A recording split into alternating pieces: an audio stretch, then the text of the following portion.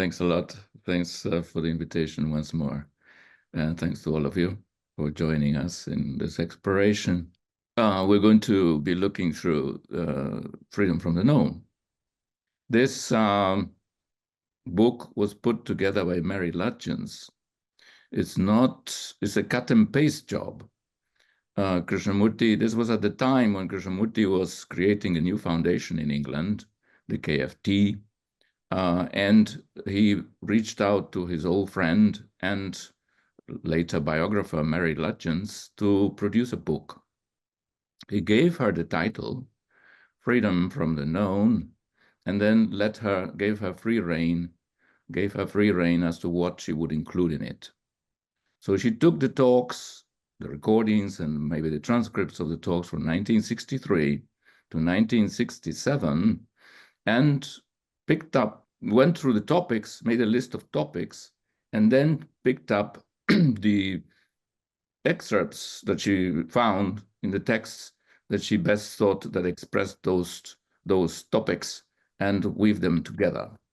So this is her own order and according to her own criteria, and it's not necessarily Krishnamurti's own order. But of course, it's all Krishnamurti's words, and he approved of the book. Now, when we thought of this workshop, I had a little problem because the order that Mary Lutyens set up for this book didn't coincide exactly with my own sense of the order of Krishnamurti's teachings. Everybody creates their own order. It's always a problem of orders. So I had that issue with it, of course, and I said, I better change it. So I thought initially I will rearrange the chapters so that they fit in my order, but that would have been a bit tricky. So we decided, okay, no, it's easy. We're going to do this kind of workshop. Everybody can read the book. So it's better that everybody reads it from the beginning and in the order in which the book stands. So that's why we're doing it this way, even though at times it goes against my grain, because I feel there is another order which is clearer perhaps. But anyway, we will get Krishnamurti's essential message all the same, no matter what order we put it in. I tend to think, and perhaps that's a good thought to bear in mind, that Krishnamurti's teachings anyway are like a hologram, that if you break it into lots of pieces, the piece always reflects the whole, which is a marvelous thing. So even a phrase sometimes contains the whole. It's just a matter of expanding, and that phrase itself, such wisdom in it, and so wholesome that it's almost impossible to break it into pieces without getting the whole. So that's a virtue of this subject, and it saves us a lot of trouble too. But anyway, today we have the first 4 chapters, because there are 16 chapters. It's very simple mathematical primary school division. We have 4 workshops, so it's 4 chapters per workshop. So if you want also to just keep up with it, just read those chapters, and then we'll discuss them here. I try myself to make a bit of a summary and to sort of streamline the topics so that it gets a kind of, finding some kind of coherence, some kind of connection. She did that in her own way, and I'm trying to follow her own connectedness, and especially Krishnamurti's own internal sense of the order of our investigation, the order of this inward journey into ourselves. So that's what we're going to do, and I hope we can manage to be creative together. And if I can help it, I won't speak beyond 45 minutes, so that we can, because this is about us and is about the teachings, is a mirror of ourselves, and it's best to talk things over together. So basically, what I could draw from these 4 chapters as a kind of general thematics is that he begins, first chapter, right off, framing the whole investigation by saying that humanity has always sought to find something beyond itself, beyond thought, something we might call it truth. At the time, he still used the word reality for that ultimate reality, Later on in discussions with Bohm, reality became something else, became the field of thought. But here we're talking still in that way. So this is the frame. And I think that fits Krishnamurti, doesn't it? That is that what was K's basic intent. It was not only to bring about an ordered mind, an ordered society, a good human being, just within that scope, but he felt that our scope as human beings and the scope of his teachings is essentially religious. Now, none of you probably is alarmed by that word, though most of the modern world is alarmed by such a word. And of course, we don't mean it in any traditional way, just like he did not mean it in any traditional way. So that's what he addresses right off, that his is his intent. They're addressing this search of humanity that has been there for ages. He called it, in fact, at one point, the seed of 1,000,000 years. So it's something that, in his understanding, is so deeply rooted in us, but has not had a chance to blossom. So the teachings are aiming at the blossoming of this seed, whatever that means. Essentially, as I see it, is just the intent of humanity to goodness, and therefore facing what we are, how the reality we make, of course, is not good. So we have right off a fundamental challenge in us, in ourselves, and the world. He, of course, dismisses organized religion as not being the way to go. So he's wiping the map. He's wiping the slate pretty clean, no? I was saying out with organized religion.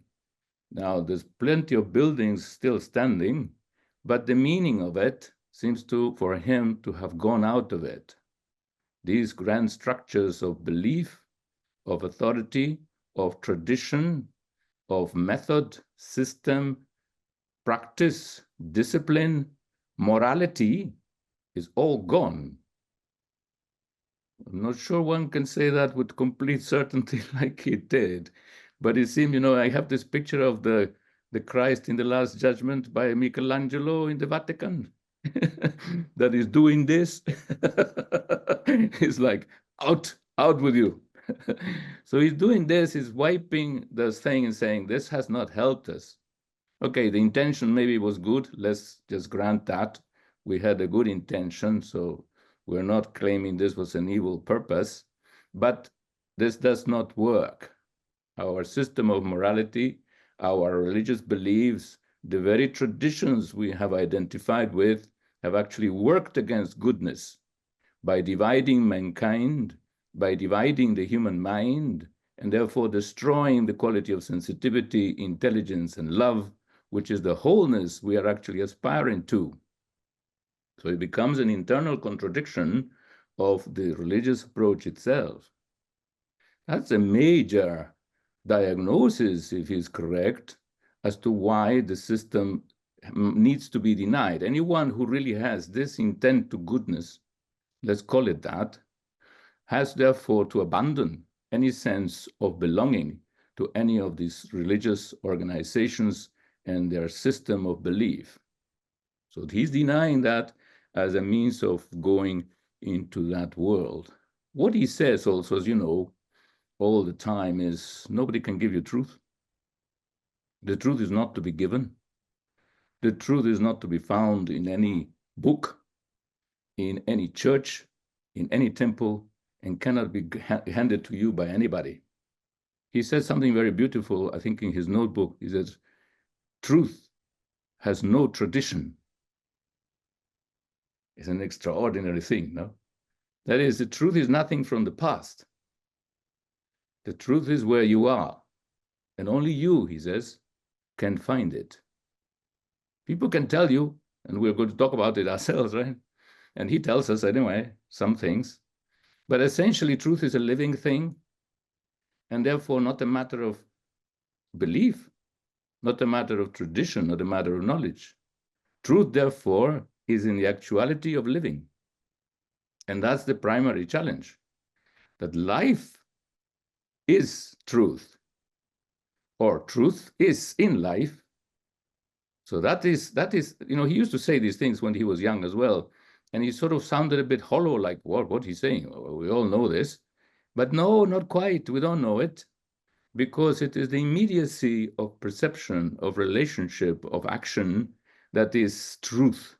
If there is order in that, then truth is operating.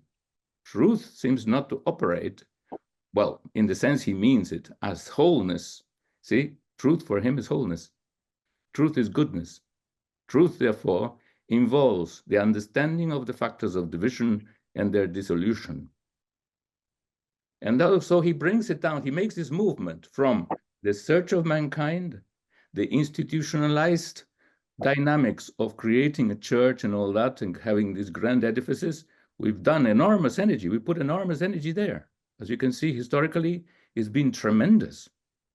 I mean, you only have to step into the Vatican to realize what an enormous amount of energy, creativity, and resources, what passion for mankind, for the other, for the sacred, was put into this building. So there's no underestimating that quality of energy. And yet, for Krishnamurti, the sacred does not lie in that direction. Beautiful as those things may be, it is in an inward direction, and it's a very private thing almost. I'm using the word cautiously. It's an intimate thing. His Lord sort of bets more on the mystical way of the inner encounter with the sacred than on the outer show of institutionalized belief. So this is important. Now, if that is so, and one encounters oneself, therefore the encounter with oneself becomes central. We have to look to ourselves. We have to begin to learn about ourselves. So he puts self-knowledge, as you know, as the foundation of this movement to the truth. If I am full of illusion, if I am deceiving myself, how will I see anything that is true? So the key to truth lies in self-understanding, self-knowledge. He puts it there. But he says, who are you? What are you? Now he says, you are an individual. But then he says, actually, the individual, again, this works like the hologram, that each of us actually is a fragment, apparently, representing the whole of mankind. So when we're looking at ourselves and trying to understand ourselves, we're looking actually not only at the particularity of circumstance, background, and so on, physiognomy, race, you name it. We all have all these peculiarities that have, accrued to us, stuck to us like barnacles to the hull of a ship. So there we go, sailing in this way. But we're looking at the very nature of humanity. That's how he takes it, as you know. The teachings say, well, we're looking at human consciousness, human experience as a universal phenomenon. That you and I, basically, as human beings, internally, however personal the experience may seem to be, is still within the domain of human experience, of universal experience. It says we have a book. I like that metaphor a lot. You and I are in the same book. Each of us, though we're reading only, seems to be reading, I'm reading only my history. But actually that history is just a chapter in the universal history, or even an expression, a reading perhaps even, of the universal history of mankind that is already written in human consciousness. Now that is an extraordinary metaphor to be pondered over. I had this feeling even as a child that what I was going to go through in my life as a human being was the same as all my ancestors had gone through. And that shocked me, because then the question is, what does it mean to live if generation after generation we are just bound to repeat the same old pattern of experience, which actually is bound to conflict, pain, and sorrow? Right? See what I mean? There is a major question as to what it means to live and what does it mean to be whole. So the past comes right through. Whoop. It's a great stream, the past. Consciousness is in that stream. And Krishnamurti, therefore, that's why he draws so much attention to this whole question of time. Why would he talk about time? It's 2 o'clock. Well, who cares? Right? But no, it is in this at this level of the psychological stream of the inherited experience of humanity that is already structurally embedded in our consciousness and makes us all what we are. With all our differences, that sameness remains and carries on generation after generation. Now, I find that a tremendous indication, right? Because if we understand that we are each other, that we are humanity, that would make already a tremendous difference. Look what is going on. We're killing each other because we're not the same, right? And we can therefore alienate each other within the experience of humanity. That's the common experience. We're all alienated from each other as groups and individuals, and therefore conflict arises. That's a major source of conflict. If we see the sameness, then already we have a point of relationship. So that's one major thing to consider. Now, self-understanding, seeing oneself as one is, without illusion, because that's the way of truth, becomes central, right? How do we see? How do we perceive is the key to Krishnamurti's teachings. I think probably he shouldn't have said anything else. Just say, what does it mean to see? What does it mean to listen? What does it mean, therefore, to perceive things as they are? His diagnosis essentially comes to be human beings, we are all messed up, corrupt, as he would put it, which is another word for fragmented, right? Corrompere, to break up. So we're broken up because we escape from what is.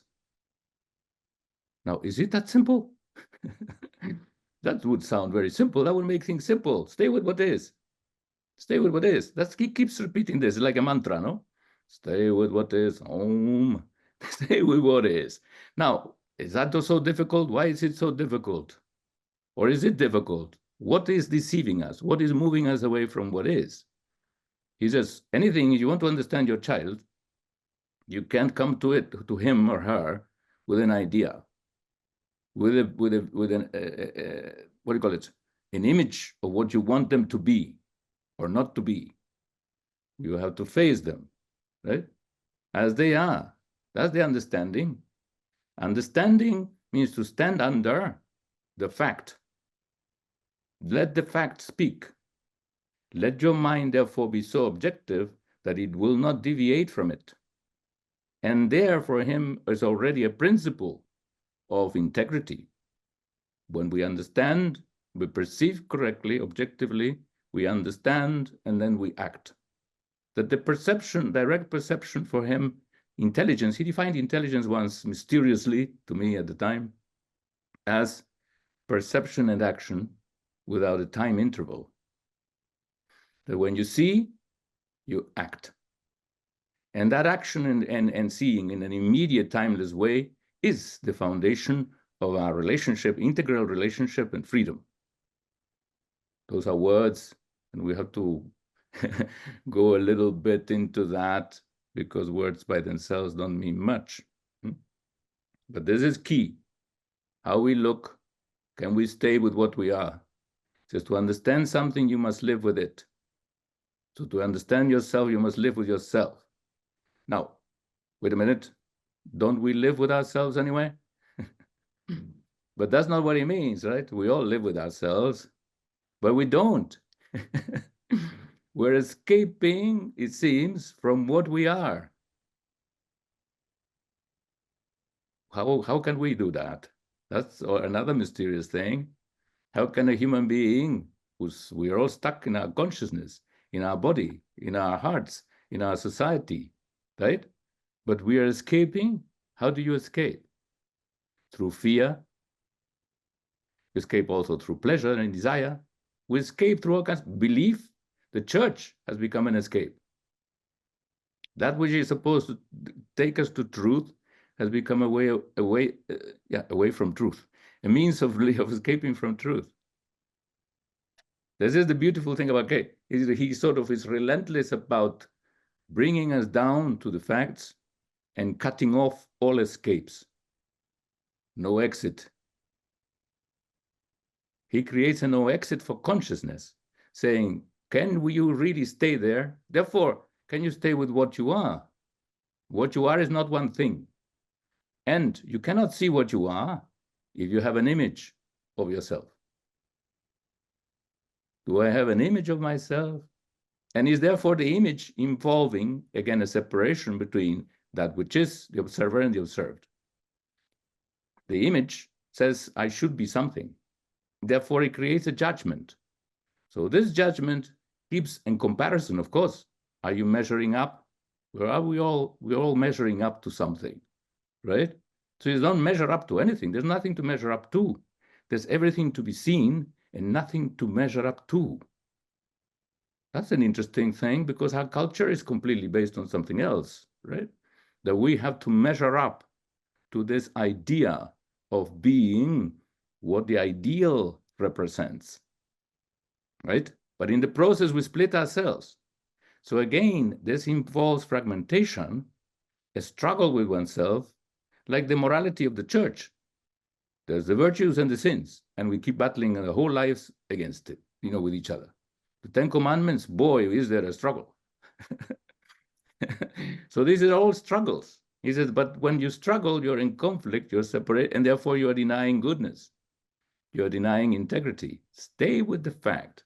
We don't know how it works, if the fact will really lead us to right action, because that's what we're talking about. To be so perceptive that action is correct and leaves no ashes of regret, right? That's part of what the test of whether we are really intelligent and responsible in this world, right? So this is where he comes to, and he says, these things don't help us. The ideal doesn't help me, because I can abandon the church and leave Christ to himself. Oh, this good guy, by the way, but leave him. But at the end of the day, I will also have my own ideal, because the psyche has structured its own belief in itself. It has projected its own belief. I have my own church. Each of us is his own church. Consciousness is his own church in that regard, right? Sets up an image which it then tries to approximate to as the fulfillment of its intent to wholeness. Okay, says there's no wholeness via the image-making process. Not your self-image, and not the image the observer invariably keeps projecting upon what is, and therefore missing what it is. It's an extraordinary thing. I find it subtle, but yet very revealing and very creative, because it opens the possibility of really not having that continuous struggle between oneself and what is, in relationship with things, with people, with ideas, with anything. Krishnamurti presents us right away with the possibility of wholeness in the most immediate way, which is the way of perception and action. That he calls relationship, that he calls life. That's why truth is life, because it's there in that non-separation from what is. That is, I mean, I like this sense of if I can be free from all these troubles of mine, I would welcome it any day. But of something that we have to do, of course. The idea is beautiful, but it's his action, right? It's in the world of action. It's in the world of relationship. Now, when he says in these 4 chapters, he says basically that when you look at yourself, you begin to discover that you are conditioned. Now, I remember him saying this to us when I first arrived at Brockwood Park as a student, and I didn't quite get it. I had not really heard the word conditioning before either, and in English too. So I said, all right, what is this conditioning you're talking about? Conditioning, like air conditioner. What is it? So he would say, you're brought up as a Catholic. And I said, yes. So you're conditioned as a Catholic. I said, whoa, wait a minute, already a question mark. You've been influenced by all the atmosphere of the church. He says, well, I used to like it. The incense, the vestments of the priest, the precise gestures, the chanting. the light filtering through the stained glass windows. Say, oh, yes. The belief, some of it. The morality, oh boy, did that have an extraordinary effect upon me. And did it nearly break my psyche into two? So I could begin to see how, from our backgrounds, we're shaped or misshaped, distorted by that. And that's part of conditioning. Then Bohm was there also. So he said, Bohm, conditioning means, and he went to Pavlov. Being a scientist, he brought in Pavlov's dogs. So from the church to the dogs, there we went, trying to understand ourselves. And he said, there you are. Conditioning means that you create a stimulus and an associated stimulus with a natural reaction. That's how you condition it. So you make a natural reaction dependent on an associate stimulus, and you keep repeating that pattern in a mechanical way. It can be shifted.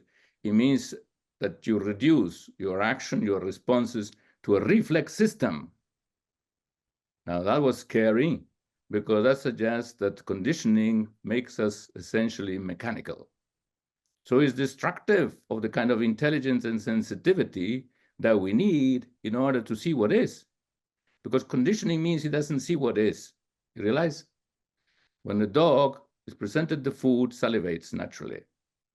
Next time, but every time the food is brought to the dog, they ring a bell or they turn on a light. So the dog associates the presence of food with a light or the bell. So next time, they don't bring any food, but they ring the bell and the dog still salivates. So this is what happens psychologically. We're conditioned to stimulate ourselves with associate stimulus, and therefore we react as though the thing was actually there. This is what thought creates its own reality, and therefore it goes on driven by it. Pleasure, pain, and fear psychologically are conditioned this way.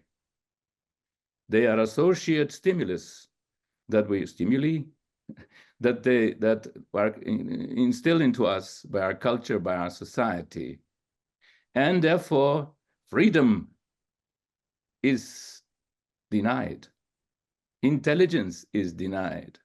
The mind, the heart, the senses become a mechanical system, a reflex system, where there is therefore no relationship inherently between living things. We become dead entities, ruled by the past and its structural conditioning. Krishnamurti was turning us almost, describing us as practically robots, which are sort of structured that way and have very little leeway, and therefore being essentially dead. They are neither intelligent, nor sensitive, nor capable of love. The dead cannot do any of those things. Well, I don't know what they can, but essentially, we're dead mechanical entities. The living qualities, the essential living qualities of wholeness will not manifest, because conditioning itself is fragmentation, is the isolation of your own being in a past that has become self-referential, right? You could almost define the self as that the self is this movement of self-referential thinking that only sees itself and reacts to what it recognizes, what is within the field of the known. You can see how the title of the book begins to come in here. Freedom from the known is freedom from the structure of conditioning of the past that has become a self-referential movement of the self. That is practically the heart of consciousness as we know it. So Krishnamurti is trying to dismantle consciousness. The old boy is entering into dangerous territory. Now, when we talk about conditioning, and this is one way of describing conditioning in basic terms, he comes upon the notion of pleasure. He starts looking at what are the factors of conditioning. And of course, conditioning mostly, as the behaviorists, you see, the school of behaviorism and psychology basically functions through reward and punishment. That's how you condition a dog to do certain things. If they do what you want, you reward them with something they like. If they don't do what you want, you may punish them in some other way. So pain and pleasure are two fundamental factors of conditioning, right? So Krishnamurti is very clear in his diagnosis that pleasure is one fundamental object of our psyche. He used to call it, even agreeing with Freud practically, by calling it the pleasure principle. That is, consciousness is driven by the pleasure principle. Now, he says, but what is, governs our lives? You can see it. I mean, when he said this phrase, it shapes our lives, guides us from the cradle to the grave. He said, whoa, there you have another master mold of human existence, is this pursuit of pleasure that seems to be so ingrained in the very structure of consciousness, right? And it is a factor of conditioning as well, right? We go for what is pleasant and we try to avoid what is painful. That's just ingrained in us, in our animal nervous system. Krishnamurti says, but what is pleasure and what is pain? He says, you have to understand to begin with that pleasure and pain go together. Now, today, we're always trying to split them apart, right? I want pleasure, for sure, lots of it. Give it to me. And on the other hand, I want to avoid pain. Please, let's not have it, right? But apparently, is it true, though? He says, no, you will not avoid, if you pursue pleasure, you will not avoid pain. Now, apparently, this is also physiologically so. Bohm came along again with his scientific, objective knowledge, and he said, well, they did an experiment on a cat. This is not dogs anymore, it's cats now. So the cats and dogs of our inquiry. He comes with a cat, and he says, they put electrodes in his brain of this cat. The neurologists already know exactly where the pleasure center is and where the pain center are. There are centers. There are actually locations in the brain where pain and pleasure are stimulated by whatever it is. So they put the electrodes there to stimulate pleasure. So they turned the electricity a little, and the cat was happy. Then they stimulated a little more, and the cat was purring. And they did it a little more, and the cat pulled out his nails. So careful with pleasure to begin with, because the overstimulation of the pleasure center leads to violence, to rage.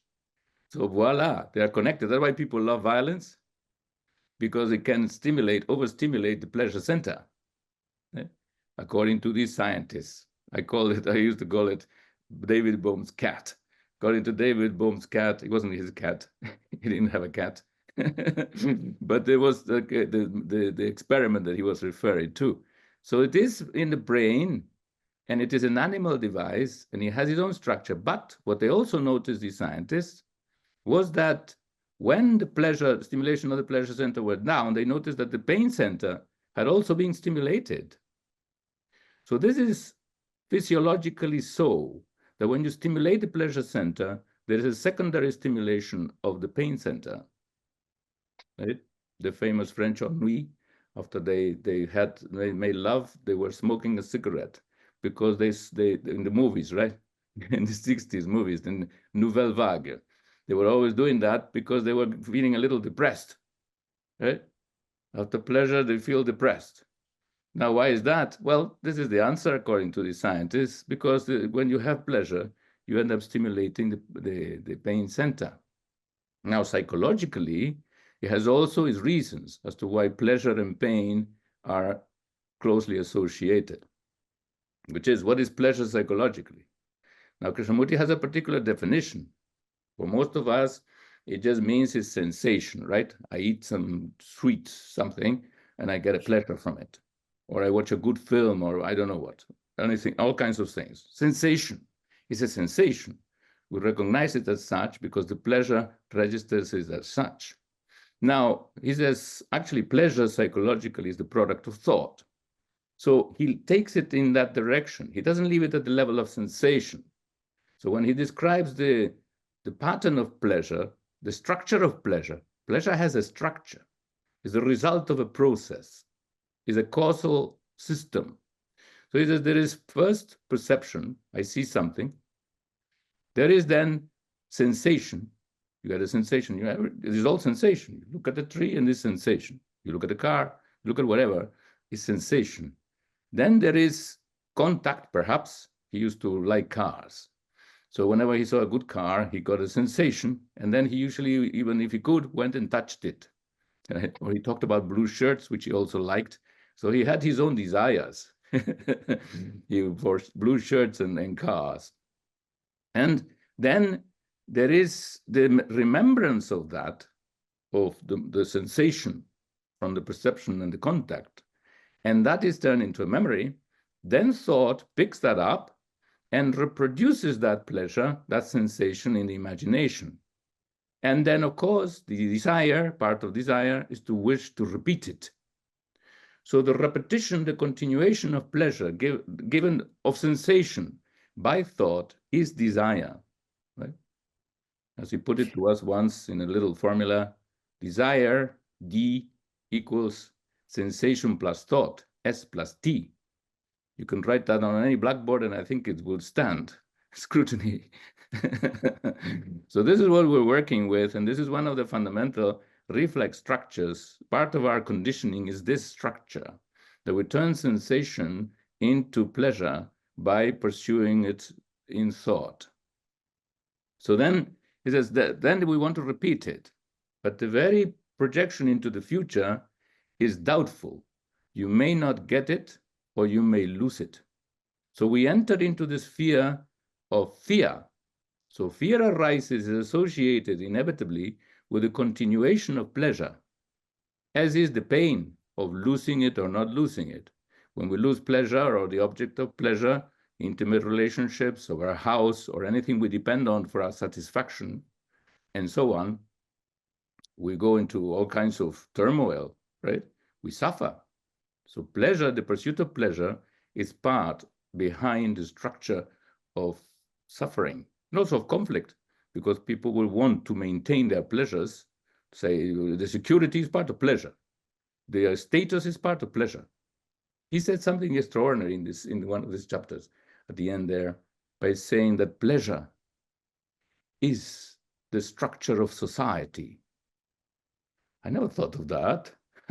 So the structure of society is a bunch of buildings with a bunch of functionaries in them. But no, the internal structure of society is pleasure, is a very purpose. It's the pleasure principle of consciousness that creates society, and he brings about a society which has that same purpose. The inner and the outer are one and the same. They are the same movement. You and I are humanity, and whatever happens in consciousness, the conditioning of the mind is the structure of society.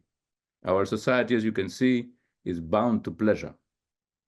And he warned that in the future, as the machine takes over and takes over more of the functions of humanity, what is humanity going to do? We are at that verge now because of an artificial intelligence, which he warned against. What's going to happen if the machine takes over lots of the functions of human thought, of human action? What's mankind going to do if they find themselves with a lot of leisure? They're going to go for entertainment, which is happening. What is happening is a lot of mindless entertainment, escapism. So we're going to escape again. Or, he said, they're going to go inward.